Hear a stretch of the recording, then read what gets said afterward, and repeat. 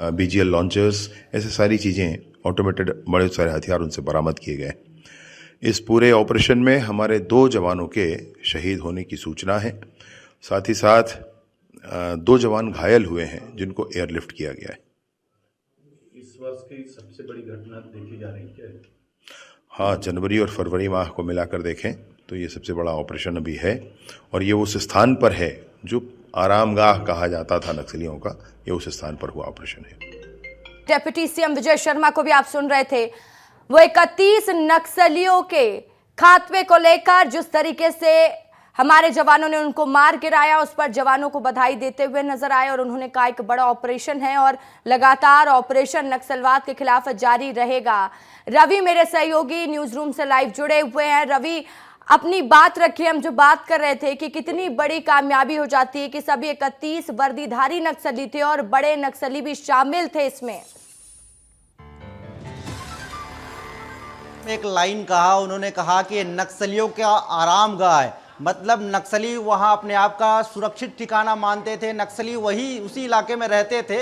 ये बीजापुर का national park इलाका है, नेशनल पार्क इलाका जो कि 138 वर्ग किलोमीटर के क्षेत्र में पड़ता है। मतलब बहुत बड़ा इलाका है जो जंगल, पहाड़, नदी, वाटरफॉल के साथ बना है। बड़े वहाँ पे वन्य जीव बहुत सारे हैं, वन भैंसा है, वहाँ पे तरह तरह के जानवर हैं, और उसी इलाके को नक्सली अपने कब्जे में लेकर रखे थे, उसको अपना आरामगाह बना के रखे हुए थे, सबसे सुरक्षित इलाका बना के रखे हुए थे। अब वहीं पर नक्सलियों को बहुत बड़ा नुकसान पहुंचा है। तो समझ लीजिए कि नक्सलियों को खात्मे का जो डेडलाइन है वो और करीब आ गया है। नक्सलियों के बचने का कोई इलाका बचा ही नहीं है, नक्सली कहीं भी सुरक्षित है नहीं, ये अब स्पष्ट हो चुका है। और इससे क्या फायदा होगा? नेशनल पार्क में देश विदेश से पर्यटक आते हैं, विदेश विदेश से पर्यटक आते हैं, और इसी को प्रभावित करने की लगातार कोशिश करते थे नक्सली, तो उनका वहां से वजूद खत्म हो जाएगा। तो यहां छत्तीसगढ़ के नेशनल पार्क जो कि बीजापुर में है, वहां पर्यटकों की संख्या बढ़ेगी। छत्तीसगढ़ की जो पहचान नक्सलगढ़ के रूप में हुई थी